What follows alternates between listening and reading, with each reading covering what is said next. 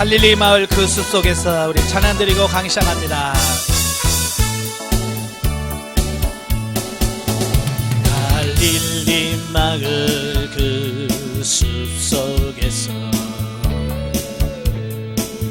주님 그 열한 제자 다시 만나시사 마지막 그들에게 말씀하시기를 너희들은 가라져 세상으로 가서 제자 삼으라. 세상 많은 사람들은 세상 모든 영혼이 내게 달렸나니 나서 제자 삼으라. 나의 길을 가르치라. 내가 너희와 항상 함께 하리라. 아멘. 기도하겠습니다. 하나님 아버지 감사합니다. 이 시간에도 우리를 훈련의 장소로 인도하시고 사도행전의 말씀을 같이 상고하게 하셔서 감사합니다.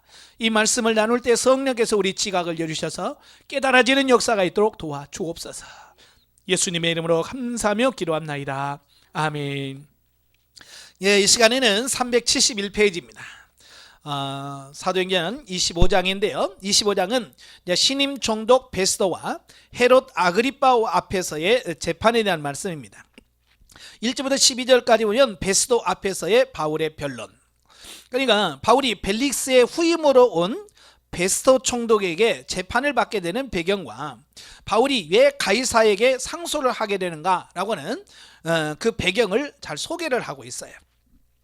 1절부터 5절까지는 베스도가 바울을 재판하게 된 배경에 관한 말씀으로 베스도가 유대 총독으로 부임한 후에 예루살렘 지역을 시찰하자 대제사장들을 비롯한 유대인들이 바울을 예루살렘으로 보내줄 것을 요청합니다. 네, 왜냐하면 벨릭스가 무죄라는 걸 아니까 안 보내주는 겁니다. 근데 아까도 말한 것처럼 그들의 환심을 사기 위해서 바울을 풀어주지도 않고 자유롭게 살 수 있도록 만들어줬단 말이에요. 그러니까 이제 총독이 바뀌니까 어찌 보면 유대인들도 어찌 보면 아직 잘 모르는 총독이니까 그 바울을 불려 올려서 호송하는 도중에 바울을 암살할 계획을 세우는 겁니다. 그러나 베스도는 공정한 사람으로 바울 사건을 잘 알지 못하고 이제 부임한 지 얼마 안 됐으니까 바울에 대해서 잘 알지 못합니다. 또 바울이 로마 시민권자이기 때문에 저들에게 가이사랴에 와서 상소할 것을 말씀하는 겁니다. 아까도 말한 것처럼 이 로마 시민권이 굉장한 능력이 있거든요. 힘이 있거든요. 그래서 6절부터 12절에 보면 이제 바울을 예루살렘으로 호송하는 도중에 암살하고자 한 계획이 그 베스도 총독의 거부로 무산이 됩니다. 그러자 이제는 유대인들이 그 벨릭스 때와 마찬가지로 가이사랴로 직접 내려와서 바울을 이전과 같이 여러 가지 죄목으로 고소를 하지만 역시 확실한 증거를 내세우지 못하고 바울도 자신의 무죄를 주장하였으므로 베스도 역시 죄목을 찾아낼 수가 없었습니다. 참 이걸 보면 유대인들도 참 끈질기다. 그죠? 벌써 2년이라는 시간이 지났잖아요. 2년이라는 시간이 지났는데도 불구하고 어때요? 어떠니 바울을 죽이려고 하는 그 열정 식어지지 않았다는 겁니다. 이게 좀 복음의 열정으로 바뀌면 얼마나 좋겠어요. 그지? 네. 그러니까 잘못된 육적인 열심도 대단한 거예요. 네. 그래서 이런 잘못된 육적인 열정은 결국 대단하지만 결국은 사망이 나는 거예요. 그래서 우리가 육신의 열정을 따르는 것이 아니라 우리 영의 열정을 따라야 됩니다. 그래서 그러나 베스도는 유대인의 환심을 사기 위하여 바울을 예루살렘으로 보내고자 하였으나 그러니까 아무리 총독이라도 신임 총독이니까 아무래도 유대인들의 눈치를 봐야 되겠죠. 그죠? 그래서 환심을 사기 위해서 바울에게 야, 너 예루살렘에 가서 너 재판받을래? 라고 바울한테 말을 하는 겁니다. 그러니까 바울은 가면 죽는다는 거 아니까 가는 도중에 암살할 계획을 이미 바울은 다 알고 있잖아요. 그러니까 예루살렘에 가면 안 되는 거예요. 그래서 부득이 가이사에게 상소를 하는 겁니다. 이건 로마 시민권을 가진 사람만이 할 수 있는 거거든요. 그래서 가이사, 그러니까 로마의 황제에게 가서 재판해 줄 것을 요청을 합니다. 이건 로마 시민권자의 당당한 요구예요. 그러니까 베스토도 이걸 막을 수가 없습니다. 그래서 허락할 수밖에 없는 겁니다. 그러니까 유대인들은 복음을 전하지 못하도록 바울을 죽이려는 음모를 꾸몄지만 오히려 성령의 역사로 인해서 복음은 이방인들 앞에서 더욱 전파되었고요. 급기야 로마에까지 복음을 전하는 기회로 허락해 주셨다라고 하는 겁니다. 이렇게 로마 전도를 위한 주님의 섭리는 계속 성취되어 가고 있습니다. 참 이걸 보면서 하나님의 섭리는 사람의 머리로는 다 이해할 수 없다. 예. 그러니까 누가 이런 예상을 했겠어요? 죄수의 몸으로 로마에 끌려가서 로마에서 복음을 전하게 될 거라는 걸 누가 알겠어요? 아무도 모르죠. 그죠? 그렇지만 어떻게 해요? 하나님의 뜻을 이루는 거예요. 저는 가끔 그래요. 목사님, 하나님의 뜻을 잘 모르겠어요 라는 말을 많이 들어요. 예? 가끔 전화 와서 목사님, 하나님의 뜻이 정말 이건지 저건지 잘 모르겠습니다. 그래요. 그러면 제가 그래요. 모르죠? 그러면 기다려봐요. 기다려보면 시간이 지나면 알게 돼요. 바울도 이렇게 갈 거라고는 상상도 못했잖아요. 그래도 끈질기게 2년 이상 기다리니까 하나님께서 결국 죄수의 몸으로 이렇게 끌려가기지만 가서 하나님의 뜻을 이루게 되는데, 그냥 여러분도 마찬가지예요. 조급할 필요 없어요. 안 된다고 막 할 필요 없어요. 기다려봐요. 그러면 하나님의 뜻이 이게 하나님의 뜻이었구나, 이게 하나님이 원하시는 거구나 라고 알 수 있는 날이 온다 그 말이에요. 13절부터 27절까지 보면 아그리빠에게 자문을 구하는 베스도. 이제 보면에는 그 아그리빠 왕이 그 베스도 총독에게 문안 인사를 옵니다. 이제 새로운 신임 총독이 왔으니까 이제 뭐 인사차 들렸겠죠. 그때 베스도가 바울의 문제에 대하여 아그리빠에게 자문을 요청하게 됩니다. 왜냐하면 베스도는 그 바울을 로마의 가이사에게 보내기 위해서는 상소할 죄목을 공소장에 써서 같이 보내야 됩니다. 그죠? 이 사람은 이런 죄목인데 이런 이유 때문에 상소를 했기 때문에 보냅니다라고 죄목이 분명해야 돼요. 뭐 살인죄라든지 뭐 이런 거 있어야 되는데 사실은 이거 사도 바울은 죄목이 마땅치가 않는 거예요. 어떤 것도 없는 거예요. 단지 유대인들을 죽이려고 하니까 상소를 했으니까 죄목이 분명하지 않는 겁니다. 그렇다고 죄목이 없이 보내면 무능하다고 하겠죠. 자, 그러니까 이걸 어떻게 보내야지 라고 고민하면서 그 유대 사정을 잘 알고 있는 그 아그리빠에게 자문을 구하게 되는 거죠. 그래서 베스도가 아그리빠 왕에게 조언을 구하는 베스도의 태도로 보아서 바울이 전하는 복음을 긍정적으로 여긴 것 같지는 않지만 그래도 공정한 재판을 하기를 원했던 것으로 여겨집니다. 근래 예전에 화두됐던 게 공정이라고 하는 부분이죠. 예? 어느 누구에게 불공평한 게 아니라 다 공정해야 되는 어떤 이런 부분이죠. 그런데 베스도는 그래도 나름대로 공정하려고 노력을 한 거죠. 이게 어찌 보면 정치하는 사람의 가장 기본 자세거든요. 공정하는 거. 그래서 그는 유태인들에게 고소와 압력에도 바울의 죄에 대하여 공정한 태도를 견지할 수 있었지만 베스도 역시 유대인의 불만을 의식하였던 까닭에 바울을 석방하지 못하는 우유부단함을 볼 수 있었다. 그렇죠. 사실은 무죄 그러면 어떻게 해야 돼요? 유대인들이 뭐하든 공정하면 무죄하고 석방을 해줘야 되잖아요. 근데 부임한 지 얼마 안 돼서 유대인들이 소요를 일으키면 어려울 것 같으니까 눈치 보니라고 풀어주지 못하는 겁니다. 그의 성격에 우유부단한 성격. 그러니까 유대의 그 총독들을 보면 대부분 다 그래요. 빌라도가 그랬고요. 그의 벨릭스도 그랬고요. 바로 베스도도 그랬어요. 이들은 무죄인 걸 알아. 빌라도 예수님이 무죄인 걸 알았죠. 그렇지만 그들이 소요를 일으킨다고 하니까 십자가에 못 박으라고 내어 죽여버리잖아요. 벨릭스도 무죄인 걸 알지만 유대인들이 소요를 일으킬까 봐 2년 동안이나 그냥 옥에다 가다 놓고 있고요. 베스도 역시도 지금 뭐예요? 지금 눈치를 보고 있는 거잖아요. 누가가 여기서 베스도와 아그리빠에 대한 내용을 자세하게 기록을 하고 있죠. 그죠? 그러면서 이 베스도의 고백을 통해서 바울이 온전히 무죄이며 오로지 복음의 열정으로 인하여 유대인들에게 고난을 받고 있다는 사실을 강조하고자 했기 때문에 이 내용을 자세하게 쓴 겁니다. 그러니까 바울에 대해서 잘 모르는 사람들이 바울이 지금 2년째 감옥에 있대 그러면 사람들이 무슨 생각을 하겠어요? 뭔 죄를 졌대? 그죠? 그가 무지한데 갇혔다는 생각보다는 뭔가 죄를 지었으니까 감옥에 갔겠지. 이 어떤 그런 부정적인 인식을 갖고 있단 말이에요. 그죠? 바로 그런 부분을 누가가 잘 알고 있었기 때문에 바울은 어떤 잘못이나 죄로 인하여 감옥에 든 게 아니고 단순히 그가 전한 복음 때문에 지금 감옥에 들어가 있다. 이걸 강조하려고 이렇게 이 사실을 아주 자세하게 이걸 기록하라고 있는 겁니다. 자, 영적에 보죠.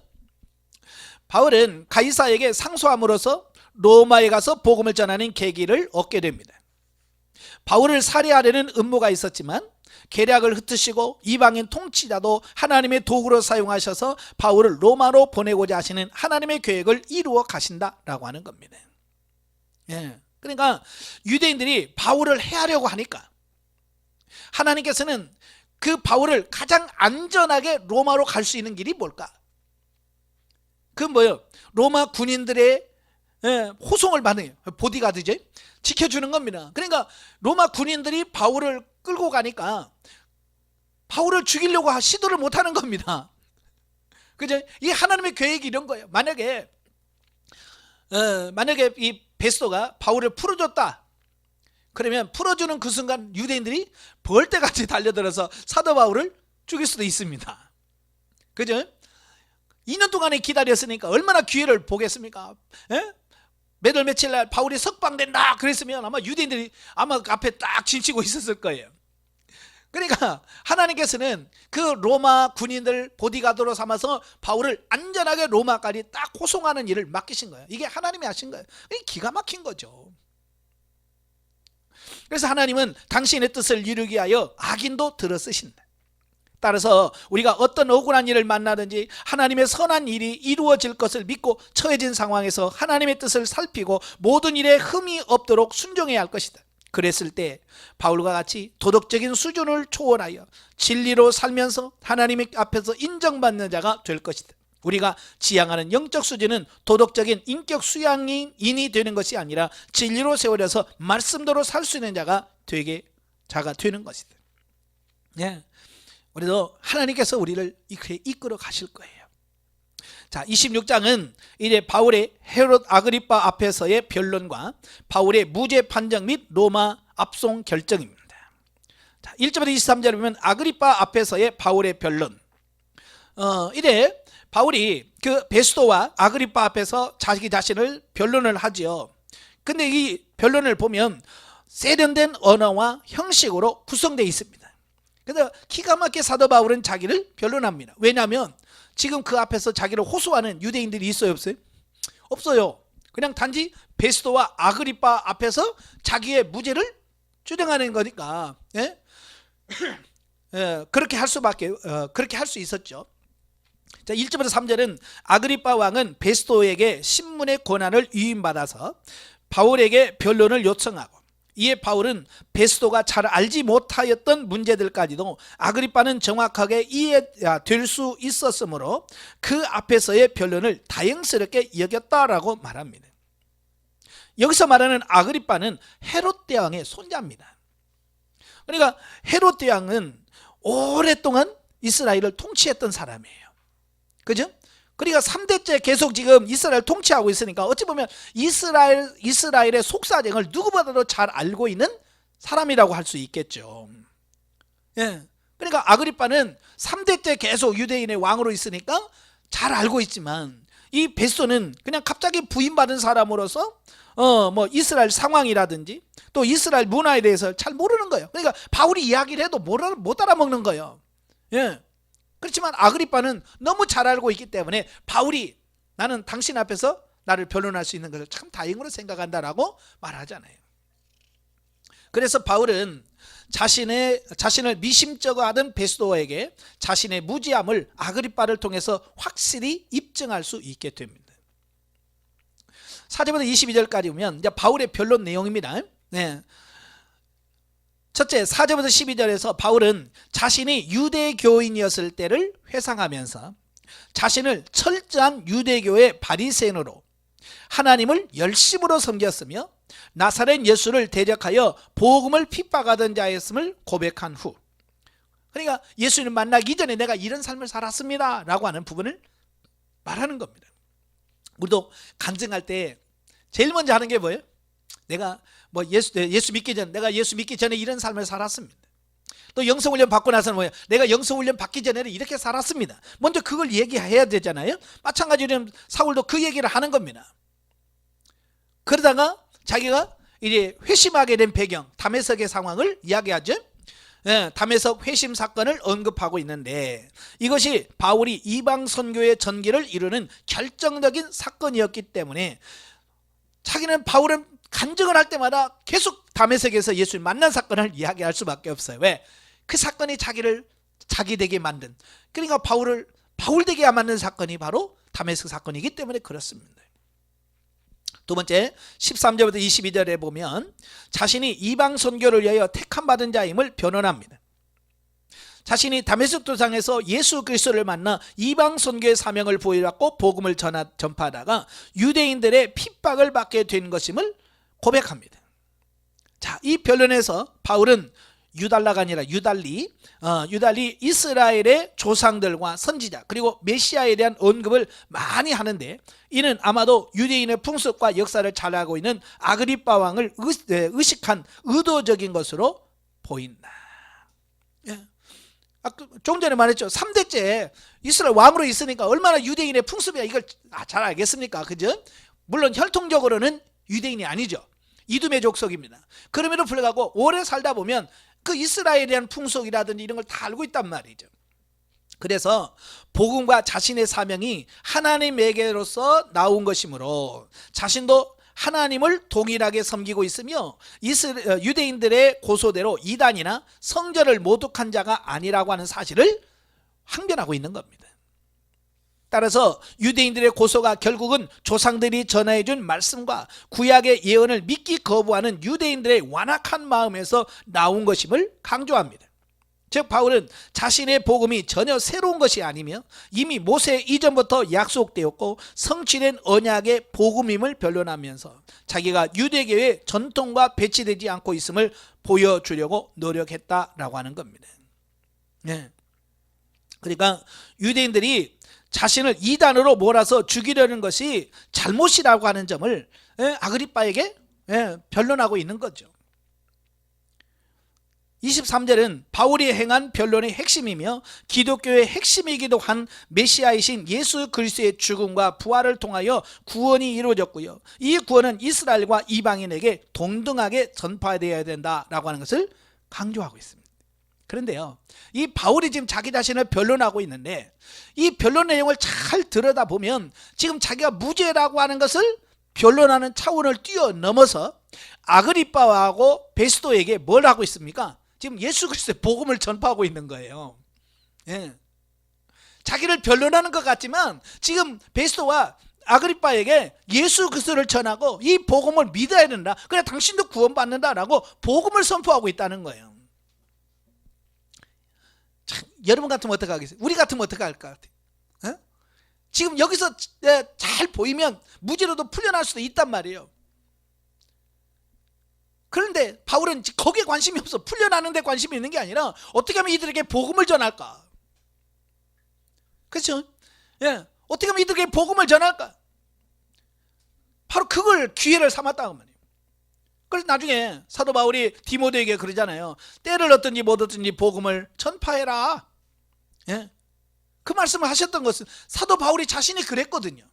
심지어 재판장에서 자기의 유리한 말을 하는 것이 아니라 복음을 전했기 때문에.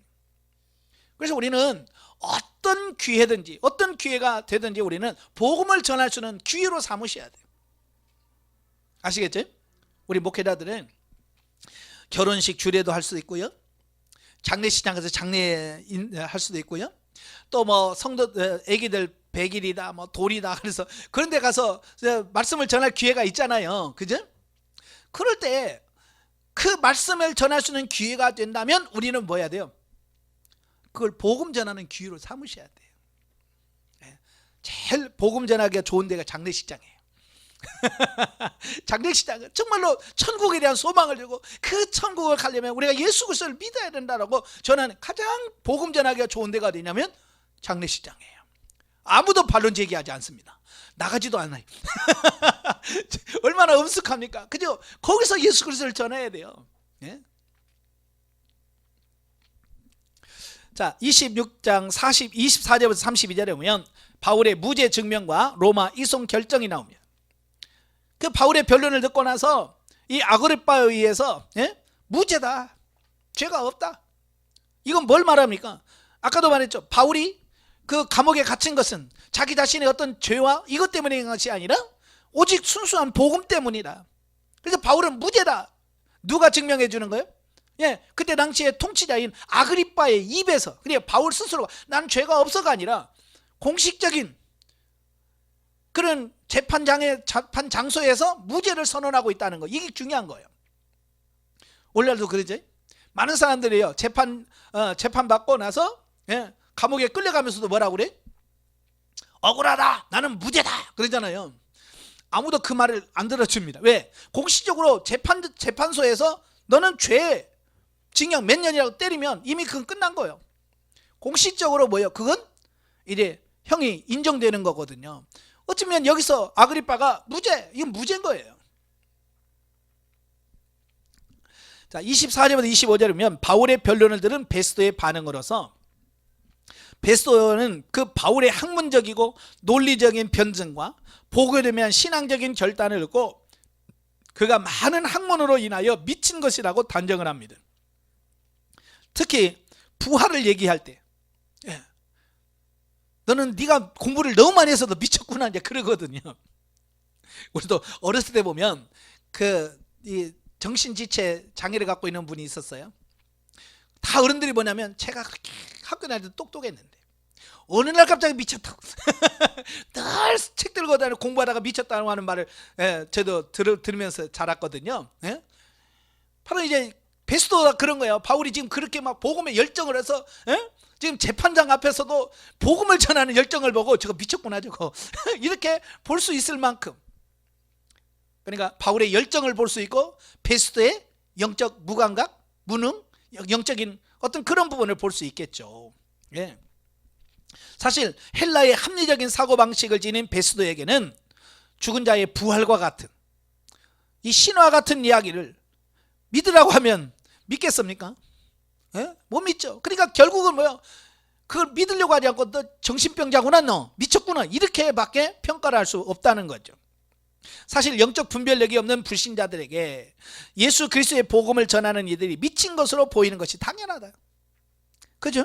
믿음 없는 사람들의 막 예수 전해보세요. 길거리에서 예수 믿으시오 그러면 다 지나가면서 미쳤네 그러죠. 왜? 그들은 영적으로 영적 분별력이 없으니까. 때문에 바울은 십자가의 도가 멸망하는 자들에게는 미련한 것이요 구원을 받는 우리에게는 하나님의 능력이다 라고 고백을 하지요. 26절 29절에 보면 아그리빠를 향한 바울의 권고로 바울은 베스도의 비난에 아랑곳하지 않고 자기의 말을 이해할 수 있는 아그리빠를 향해서 복음의 결단을 요구하기를 당신도 믿어야 됩니다. 왕 앞에서 지금 바울은 이러한 모습은 죽음을 두려워하지 않고 복음을 전했던 그의 열정을 잘 대변해 주는 것으로 이미 그는 죄수의 몸이 아니라 복음 전도자의 위치에서 확신 있게 복음을 전파하며 신앙의 결단을 촉구하고 있음을 볼 수 있다. 그럼에도 불구하고 아그리빠는 끝내 바울의 회개의 촉구를 외면합니다. 그때 그래 맞아 예수 믿을게 그랬으면 구원이 일어났을 텐데 안 믿는 겁니다. 그래서 그도 다른 유대인들과 마찬가지로 멸망의 길을 선택할 수밖에 없는, 그러니까 기회라고 하는 것은 날마다 있는 게 아니잖아요. 그래서 이런 돌이킬 수 있는 구원받을 수 있는 기회 날이면 날마다 있는 게 아니에요. 이거 인생에서 몇 번 안 오는 기회잖아요. 그때 아그리빠는 놓친 거예요. 30절 32절에 보면 아그리빠에 의하여 바울의 무죄 판정이 나옵니다.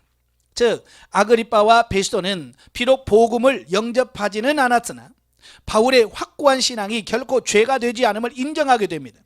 그러나 바울에 대한 베스도와 아그리빠의 무죄 인정에도 불구하고 바울은 결박된 몸으로 로마에 가게 되는데, 왜냐하면 바울이 이미 가이사에게 소송을 제기한 상태, 항소를 한 거죠. 항소를 제기했기 때문에 그렇다.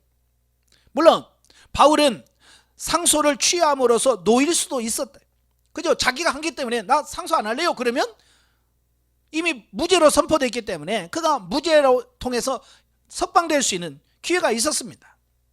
근데 바울은 상소를 취하하거나 다른 방법으로 놓이기를 원치 않았고, 그가 이번 기회를 이용해서 자신이 그토록 열망했고 또 주님의 약속이었던 로마 전도를 이루고자 한 까닭이었대.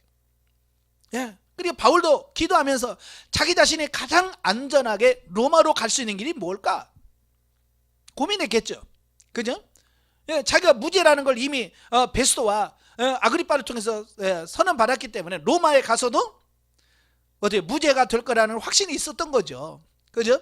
그러니까 그는 자기가 풀려날 수 있음에도 불구하고 항소를 포기하지 않는 겁니다. 왜? 그게 가장 안전하게 로마로 갈 수 있는 것이라는 것을 바울 역시 알았기 때문에 그런 거예요.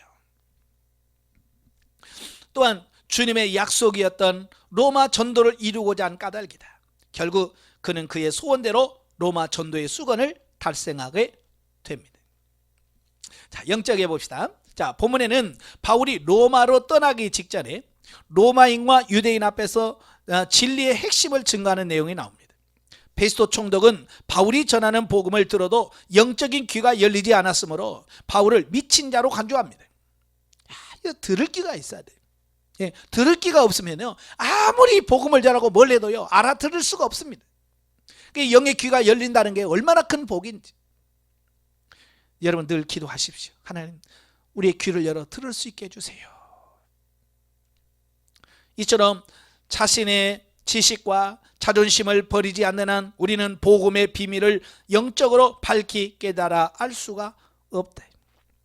우리가 영적으로 거듭나서도 옛사람의 습관과 사고에서 벗어나지 못하면 육적 신앙이 내 머물러 신령한 삶을 살 수 없는 것이다. 그래서 고린도전서 2장 14절에 보면 육에 속한 자는 영의 일을 알 수가 없다.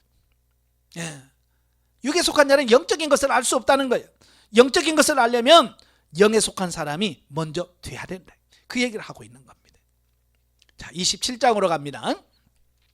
바울의 로마 여행 개시와 유라굴라 광풍 전후 사건에 대해서 말씀합니다.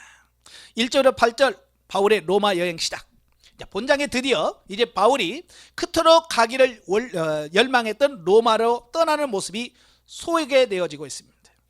자, 바울의 로마행은 가이사에 대한 상소가 성취되었던 것이죠. 자, 하지만 바울의 로마 여행은 단지 가이사에게 재판을 받기 위해서만이 아니었다. 실로 바울은 하나님께서 약속하신 바대로 로마의 복음을 전하려는 원대한 목적에 따라 스스로 죄인의 신분이 된 것이다. 그러니까 아까도 말한 것처럼 바울이 가장 안전하게 로마로 갈 수 있는 방법이 바로 로마 군인의 호송을 받으면서 그가 로마로 가는 길, 이게 가장 유일한 방법이었기 때문에 그가 죄인으로 끌려가면서도 염려하지 않는 겁니다. 왜? 하나님께서 이미 말씀했잖아요. 너는 로마에 가서도 복음을 전해야 되겠대. 하나님의 음성을 들었기 때문에 바울은 자기가 죄수로 끌려간다 할지라도 거기에 대해서 낙심하지 않는 겁니다.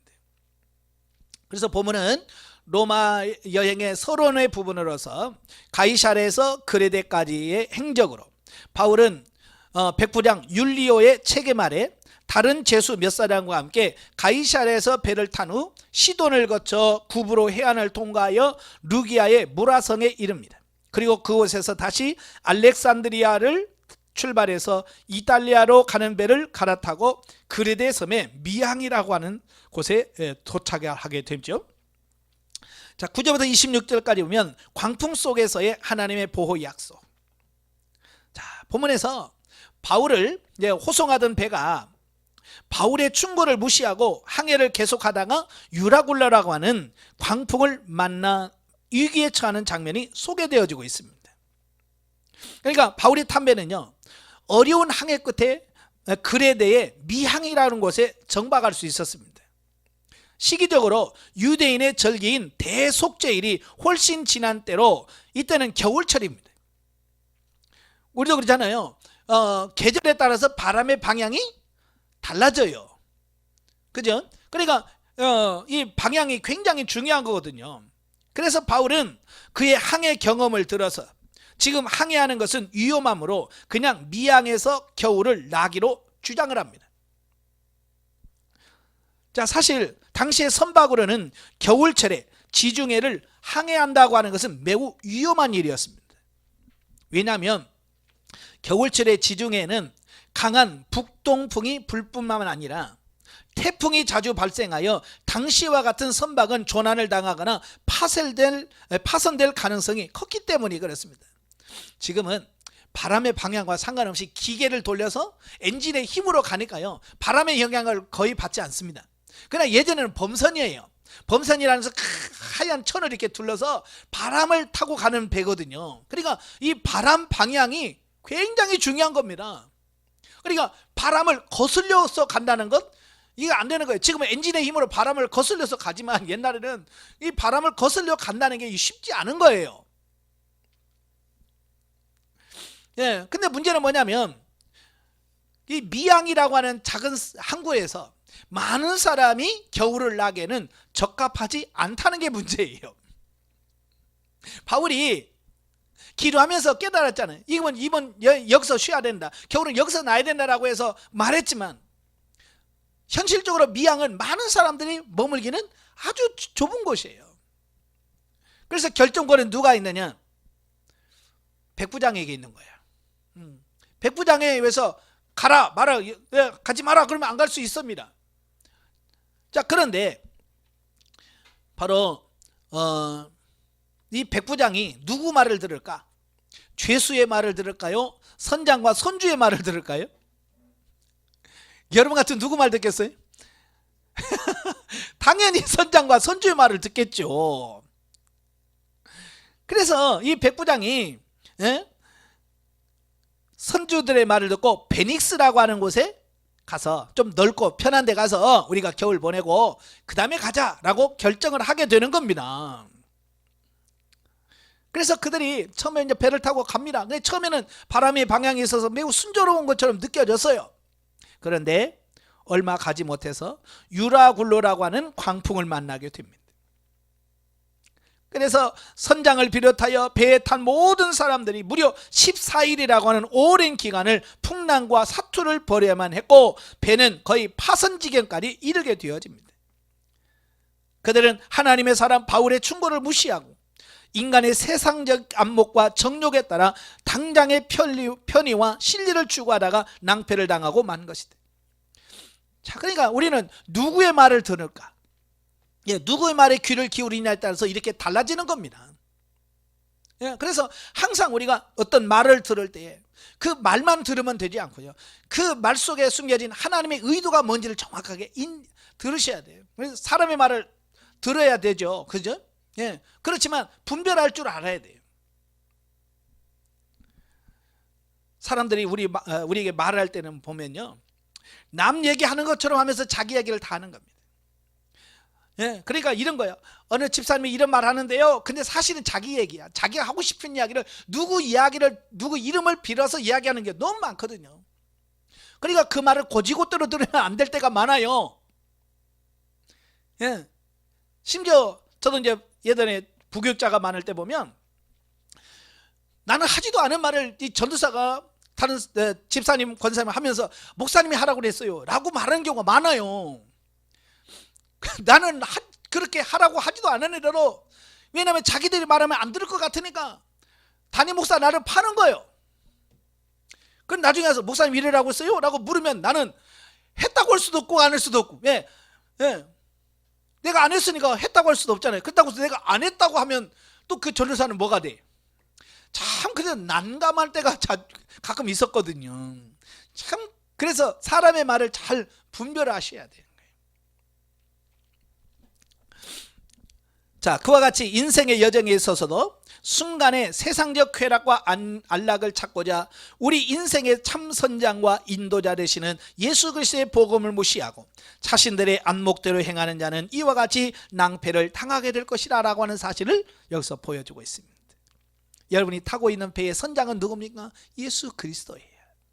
그 예수 그리스도의 지도 인도하심을 따라 우리는 순종해 가야지. 우리는 또 우리가 뭘 잘났다고 우리는 또 우리 생각을 내면서 이렇게 합시다 저렇게 합시다 라고 주장한다 그 말이에요. 자, 21절 26절에 보면 그 절망적인 상황에서도 오직 한 사람 바울만은 담대할 수 있었습니다. 여러분 14일 동안 풍랑에 있었으니까 그 사람들은 어떻게 하겠어요? 죽음의 지금 그 순간 앞에서 지금 벌벌 떨고 있을 거 아닙니까? 근데 한 사람만 아주 당당하고 담대합니다. 왜 그럴까요? 그것은 그가 로마에서 복음을 전하게 되리라고 하는 주님의 약속을 신뢰했을 뿐만 아니라 하나님께서 이번 풍랑에서 구원을 얻게 될 것과 행선하는 모든 자를 하나님께서 그에게 주셨다는 메시지를 받았기 때문이에요. 이미 바울은요, 너는 로마에 가서 복음을 전할 거야. 그 말은 무슨? 너는 여기서 안 죽어. 그 얘기와 같은 거잖아요. 그죠? 그러니까 저도 가끔 그래요. 사명이 남아있는 자는 죽지 않는다. 어떤 분이 또 그걸 이용하더라고요. 그래서 막 차를 막 150, 160만 몰아. 그래서 아이고 목사님 너무 빠르잖아요. 그러면 뭐, 사명이 남아있으면 안 죽는데. 그 잘못된 거예요. 그건 하나님을 시험하는 거죠. 어쨌든 사명이 남아있으면 하나님은 절대 죽지 않아요. 저도 보면 그래요. 돌아가시는 분들 있잖아요. 예? 보통 이제 식음을 전폐하면 돌아가시잖아요. 근데요, 하나님의 사명이 남아있으면요, 곡기를 끊어도 보름이 가도 안 가고요, 한 달이 가도요, 대단합니다. 그 닌겔도 안 맞는데 한 달을 밥을 안 먹어서 한 달을 버텨요. 그걸 보면서 사명이 남아있는 거예요. 제가 안양에서 그 시아버지하고 관계가 안 좋은 권사님이 계셨어요. 예. 이 시아버지가 원래 젊을 때, 그러니까 이 며느리가 시집을 올 때 이 시아버지가 어떤 상태냐면 다른 여자하고 바람이 나가지고 딴 살림을 차린 상태예요. 그러니까 시집 올 때 시아버지가 없죠. 바람 피고 나갔으니까. 그래서 살았는데 거의 뭐 60이 넘었는데 갑자기 시아버지가 온 거예요. 돌아온 거죠. 병 들어가지고. 그러니까 뭐 시아버지한테 뭐 도움을 받기로 했어요. 뭘 받기로 했어요. 아무것도 없는데 막 와가지고 자기 집에 들어오니까 얼마나 힘들겠어요. 그러니까 이 시아버지를 미워하는 거죠. 근데 영성을 말하면서 사랑해야 된다라고 말을 하니까 사랑하려 노력하는데 사랑할 수가 있어야죠. 근데 시아버지가 나중에는요, 이 대변도 못 가려요. 기저귀를 차면서 그걸 다 며느리가 치워야 되는 그런 상황이에요. 그런데도요, 이 시아버지가 매일같이 운동을 한대. 방에서 이것도 하고 막 팔굽혀펴기도 하고 막 한다는 거야. 그러니까 며느리 입장에서는 빨리 죽어야 되는데 안 죽으려고 저렇게 운동하는 모습을 보면서 그게 막 더 여기서 막 화가 치미는 거예요. 얼마나 더 살라고, 얼마나 더 살라고 저렇게 운동까지 하나, 막 이것 때문에 막 열받아가 저한테 와가지고 목사님 속상해 죽겠어. 얼마나 더 살라고 그렇게 운동하는지 모르겠다고 막 그런 얘기를 하는 거예요. 근데 어느 날 저한테 와서 목사님 우리 아버님이요 드디어 곡기를 끊으셨습니다. 이제 곧 가실 거예요.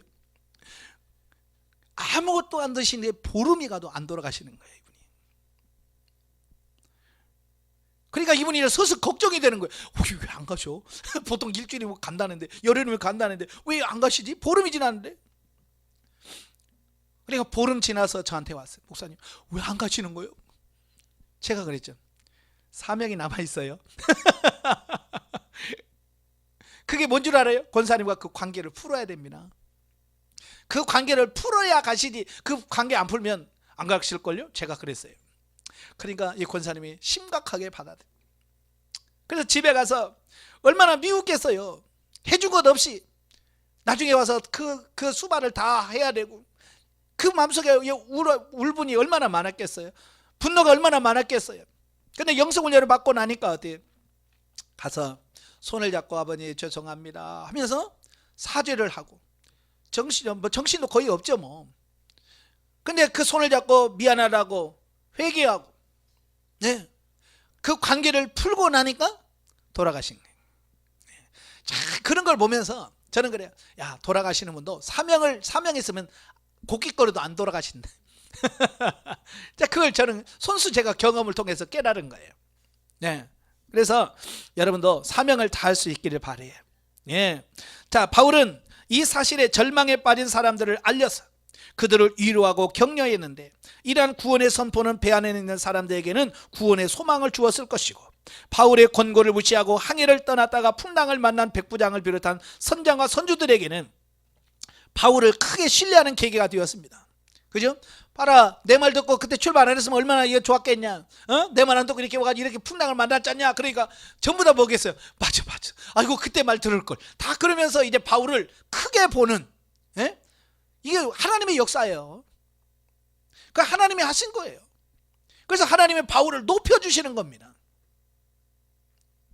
그러한 의미에서 이 풍랑은 바울을 사람들 가운데서 높여 복음 전도자의 사명을 완숙히 하려는 성령의 역사요, 하나님의 섭리의 결과였다라고 하는 겁니다.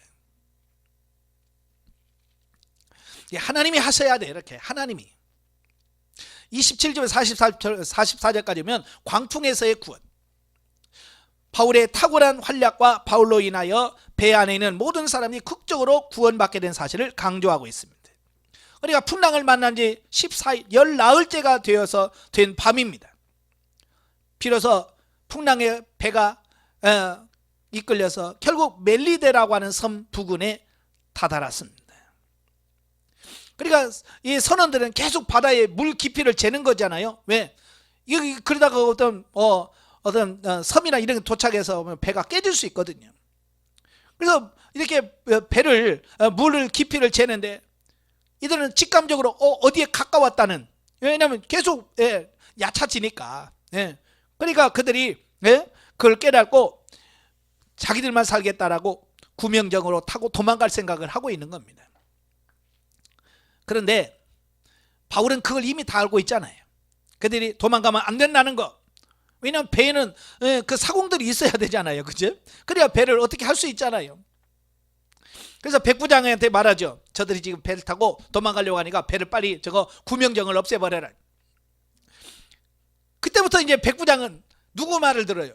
선주 말 듣는 게 아니라 이 죄수인 바울의 말을 더 신임을 하게 되고 믿게 됩니다. 예.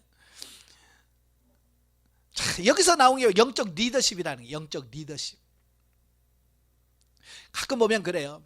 목사라는 이 직분이 어쩔 때는 많은 사람들 앞에서 그들에게 하나님의 말씀을 전함으로 그들을 끌어갈 수 있는 이런 부분이 생기는 거예요. 바로 그럴 때 바로 영적 리더십을 통해서 그들을 리더하고 끌어갈 수 있는, 정말 그 상황 속은 뭡니까? 선장 선주들까지도 포기해버리고 다 언제 죽을지 모르는 그 상황 속에서 바울이 하나님이 나에게 말씀하셨다. 자, 그러면서 그 구원을 선포하는, 그를 끌어가는 어떤 리더십이 거기서 나오는 거잖아요.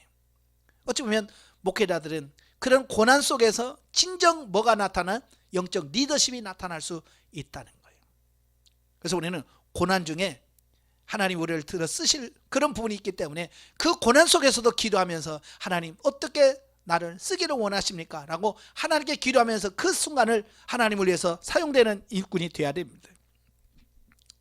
자, 그래서 그들이 이제 선주들의 도망을 저지한 바울은 사람들을 권해서 먹을 것을 먹게 만듭니다. 예.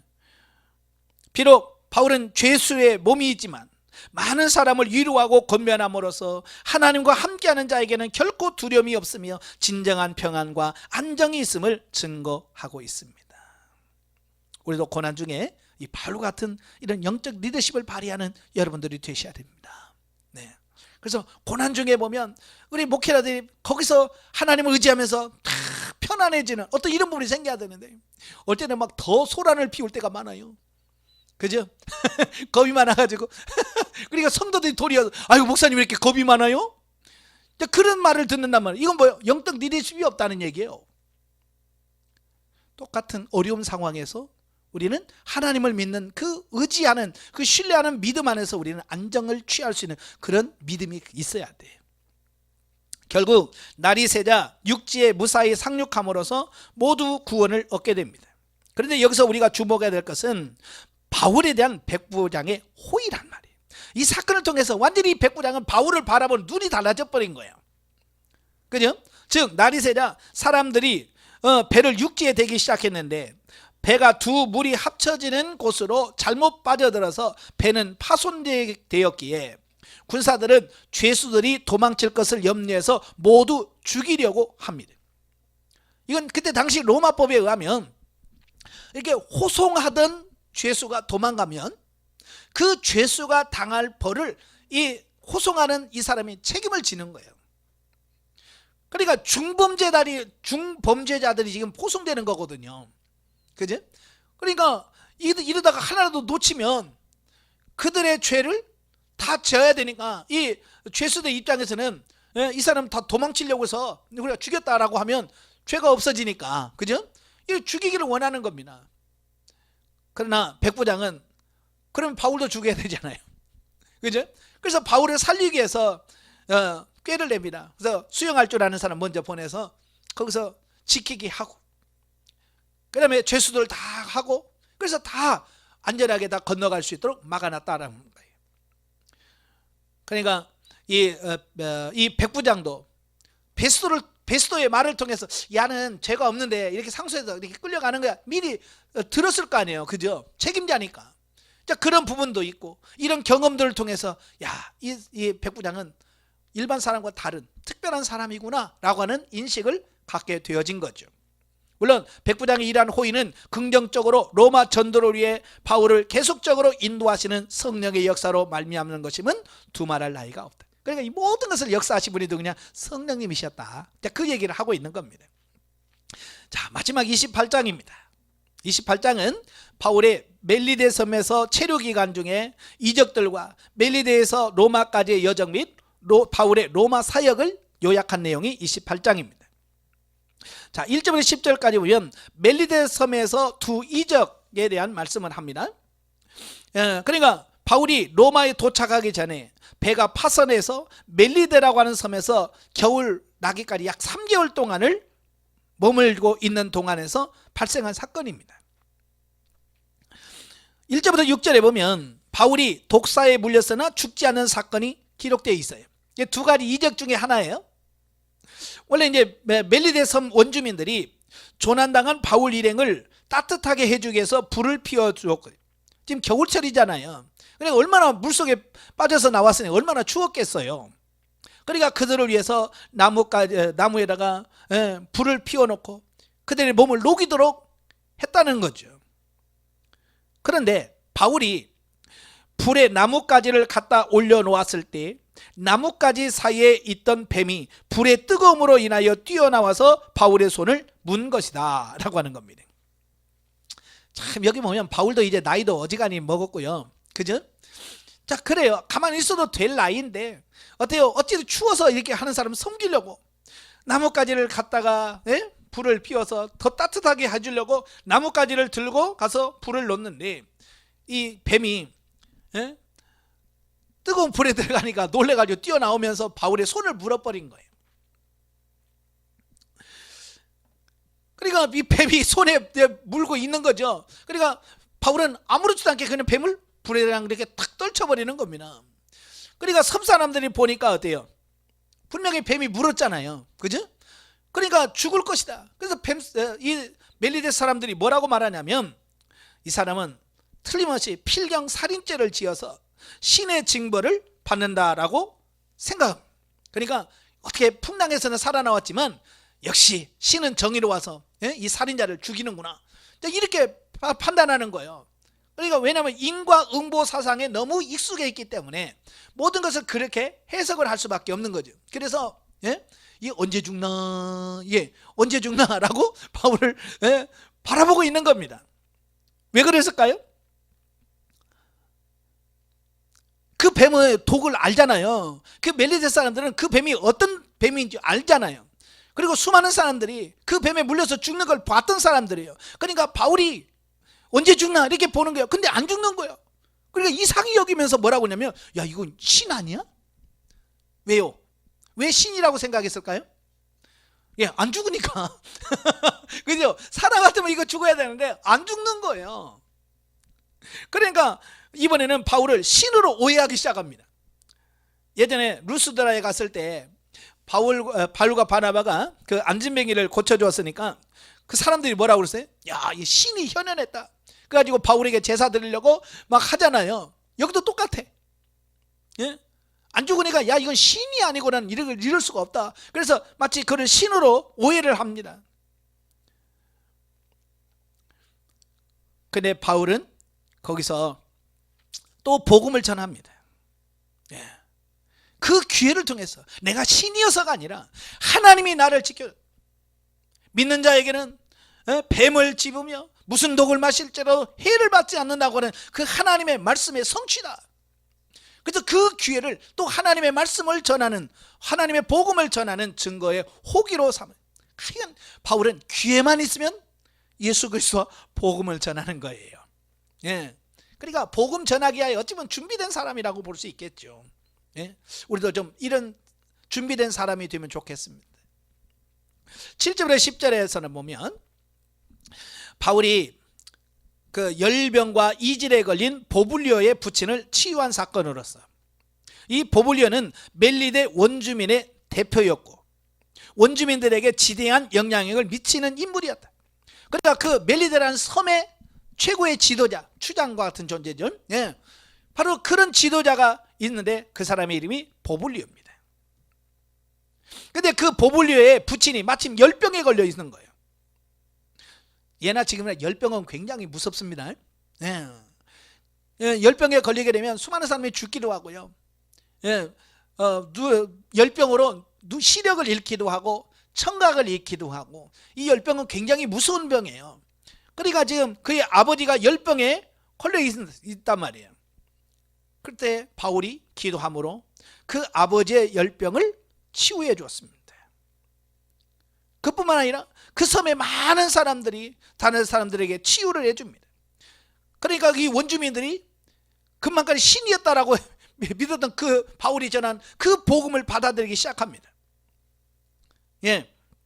그래서 3개월 있는 동안에 그 섬에 복음화가 일어나게 돼요.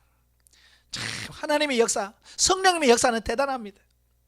어찌보면 파선당해서 그냥 잠깐 머물러 있는데 그 3개월 동안에 그 섬을 복음화시키는 놀라운 역사가 있어요. 이게 성령님의 역사였다라고 하는 거고요. 전승기에 가면 이 보블리오가 멜리데의 최초의 감독이 되었어요. 그때 바울을 통해서 복음을 받아들였고요. 그가 예수를 믿고요. 그 멜리데 섬의 교회 감독이 되었고 나중에는 순교까지 했다라고 기록이 되어 있습니다. 지금도 그 멜리데서에 가면 초대교회가 박해를 피해서 예배를 드렸던 지하 묘지 카타콤이 발견됨으로써 멜리데 섬이 복음화된 역사성이 입증되어지고 있습니다. 그러니까 지금도 가면 성지순례 가면 지금도 이 기념교회가 멜리데 섬에 있다고 하래요. 예, 저는 안 가봤는데 지금 있다고 합니다. 11절부터 15절에 보면 멜리데에서 로마에 이르기까지의 여정, 11절부터 13절에 보면 바울이 그 멜리데 섬에서 3개월의 겨울 기간 동안 멜리데 원주민들의 지극한 호의 속에서 복음을 전파하다가 이제 항해할 수 있는 적당한 시기, 곧 2월경이 되자 로마를 향해서 출발하게 됩니다. 배는 역시 알렉산드리아를 출항하여 멜리데 섬에서 겨울을 보낸 디오스 구로호였고요. 바울 일행은 그 배를 타고 멜리데 섬을 떠나 시실리의 수도 수라구사를 거쳐서 이탈리아의 항구인 레기온에서 하루를 정박하고 다음 날에는 보디올 항에 도착하여 그곳에서 형제들을 영접하고 일주일간 머물다가 드디어 로마에 도착하게 되는데, 이때가 AD 61년경 2월경으로 바울은 마침내 그가 가기를 그토록 열망했던 세계의 중심지이자 선교의 옥토인 로마에 성령의 인도와 보호하심으로 그렇게 도착하게 되었다라는 겁니다. 자, 여기서 이제 14절 15절에 보면 바울이 그 보디올이라고 하는 항에 도착하자 그곳의 형제들은 바울의 소식을 듣고 그를 영접하면서 환영을 하게 됩니다. 특별히 바울은 호송 책임자인 율리오 백부장의 호의로 형제들의 집에서 7일간 머무르면서 휴식을 취할 수 있게 됩니다. 야, 이건 대단한 거예요. 지금 바울은 신분이 뭡니까? 죄수라는 신분이, 물론 무죄지만, 그죠? 죄수에 호송되어 가는 죄수의 몸입니다. 그런데 그에게 7일간의 자유시간을 주었다? 이건 대단한 일이에요. 그죠? 그 뭐요? 이 백부장 율리오가 얼마나 바울에 대하여 신뢰를 하고 있는가. 그냥 어지간한 신뢰가 아니면 그렇게 할 수 있겠습니까? 못하죠. 근데 그렇게 7일 동안의 자유시간을 주었다라고 하는 겁니다. 그만큼 이제 바울을 신뢰하고 있다는 것을 증명하고 있지요. 한편 바울이 로마 부근에 이르렀을 때에 바울의 소식을 들은 로마의 형제들이 아피오 광장과 트레이스 타베르네까지 마주 올라와서 바울을 영접하고 환영하면서 바울에게 기쁨을 줍니다. 이처럼 로마에 처음 도착하여 생소했던 바울에게 형제들의 영접은 큰 용기를 주었고 복음 전파에 대한 확신과 희망을 갖게 만들었습니다.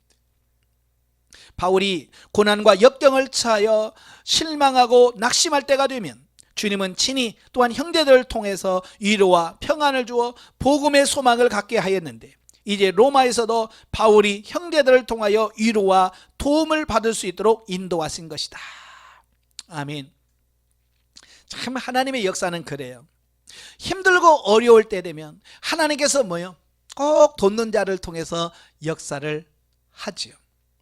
저도 이렇게 사역을 하다 보면 저도 이제 인간인지라 때로는 이렇게 조금 낙심될 때 있잖아요. 그죠? 그러면 야치 없이 누군가가 연락이 옵니다. 누군가가 연락이 와요. 아니면 새로 영성훈련 하겠다고 하는 분이 연락이 와요. 그러면 내가 내 이사명이 아닌가? 내 이 길이 아닌가라고 생각했던 그런 부분들이 그런 사람들의 연락을 받으면서 이게 확 바뀌어. 아직도 내가 할 일이 남아있구나. 하나님께서 이렇게 역사하는구나. 그래서 그 힘들었던 그 과정을 잘 넘어가는 이런 모습을 보게 돼요. 마치 바울도 마찬가지예요. 그 사역을 하면서 얼마나 힘든 부분이 있겠어. 근데 그때마다 하나님이 때로는 환상으로 말씀하시고 또 이런 많은 사람들을 동원해서 바울을 환영함으로 말미암아서 바울에게 새로운 힘을 주고 용기를 주었다라고 하는 겁니다. 여러분도 마찬가지예요. 하나님께서 여러분을 돕고 계시고요. 여러분이 힘들었을 때, 여러분이 힘들어할 때 주님께서 여러분을 도우시고 여러분에게 인도해 가실 겁니다. 아시겠죠? 그래서 그 하나님의 도우심을 받고 승리하시기를 바랍니다. 16절 29절까지 보면 바울의 로마에서의 전도 사역에 대한 말씀입니다.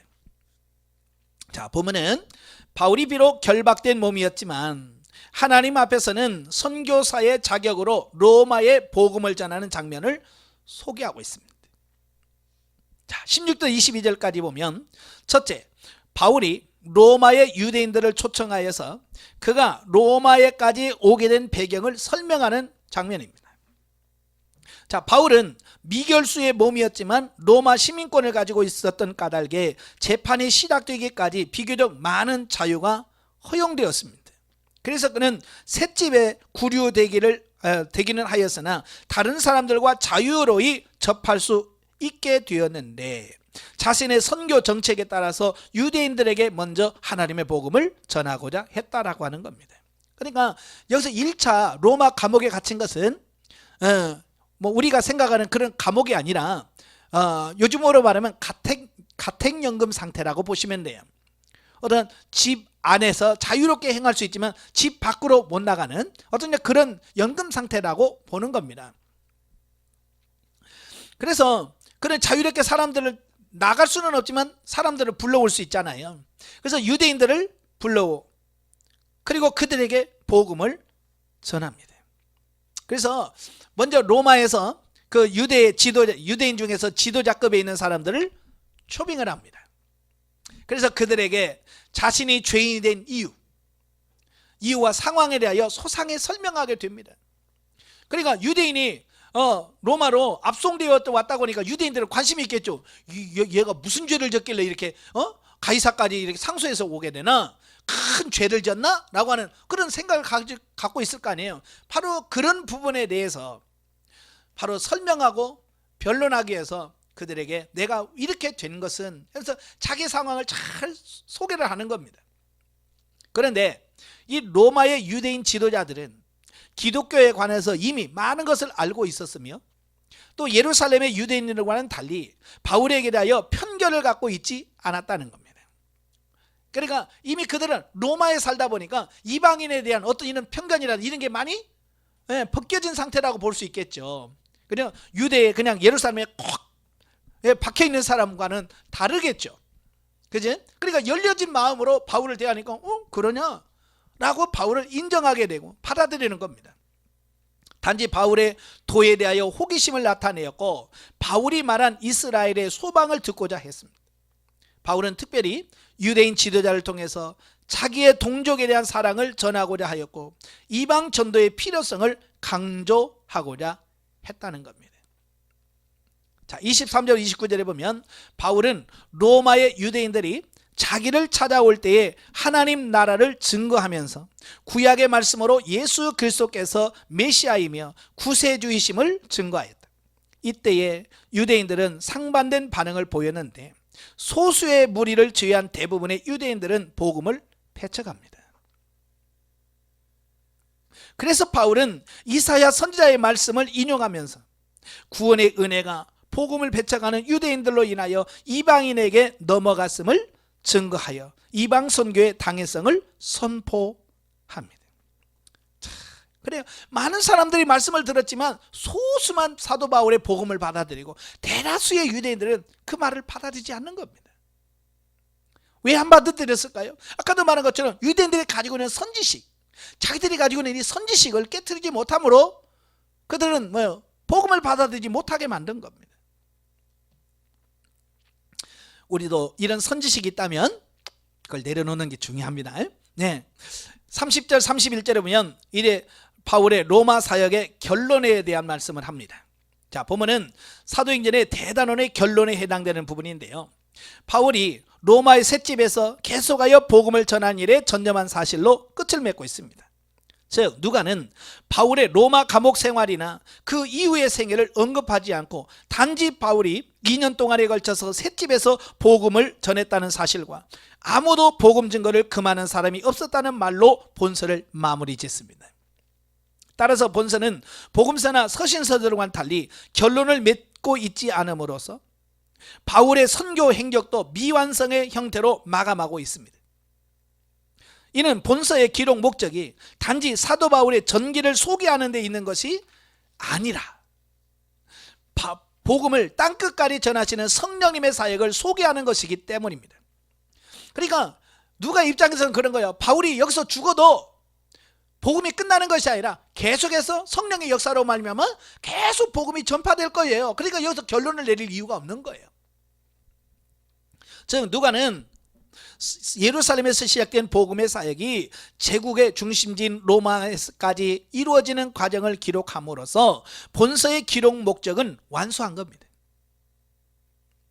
실로 예루살렘에서 시작된 복음 전파가 이제 세계의 중심지인 로마에서 온 세계로 퍼져나가는 새로운 선교의 시작에 서막이 올랐음을 누가는 여기서 강력하게 암시하고 있는 겁니다.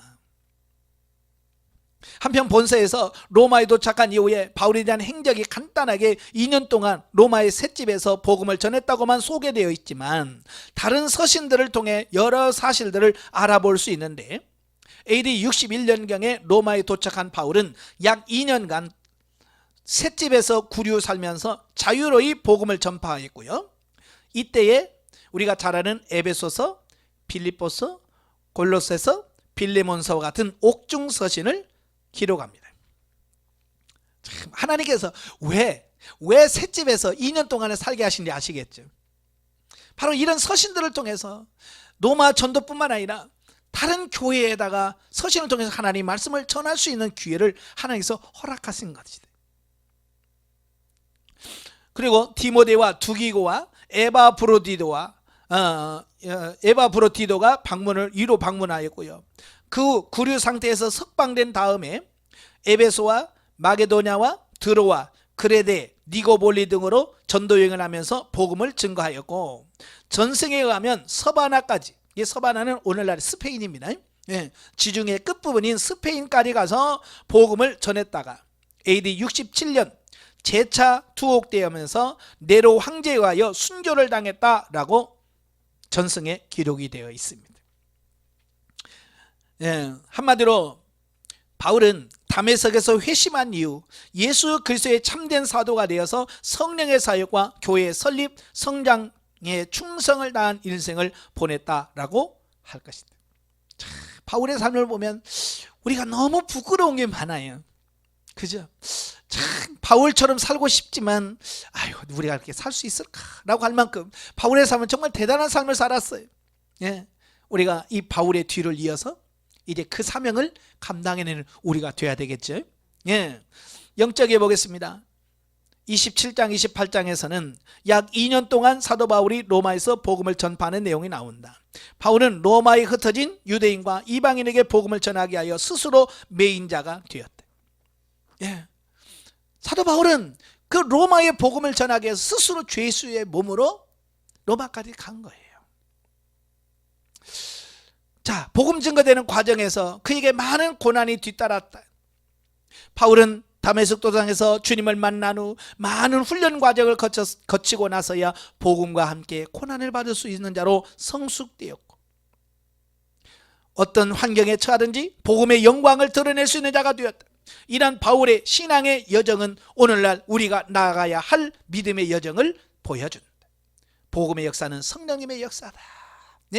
바울을 그렇게 부르시고 훈련하시고 사용했던 그 성령님이 오늘도 저와 여러분을 부르셔서 여러분을 통해서 바울의 그 이어진 삶, 바울의 복음 전파했던 그 삶을 계속해서 전하기를 원하셨던 거예요. 그래서 왜 여기서 그냥 이렇게 뚝 끊느냐면, 여기서 복음 사역은 끝이 아니라는 거예요. 계속해서 제2의 바울, 제3의 바울, 제4의 바울이 계속 일어나서 계속 세상의 복음을 전하는 그 사명을 감당해야 된다는 것을 이렇게 뚝 끊음으로 통해서 우리에게 지금 전달해 주고 있는 겁니다.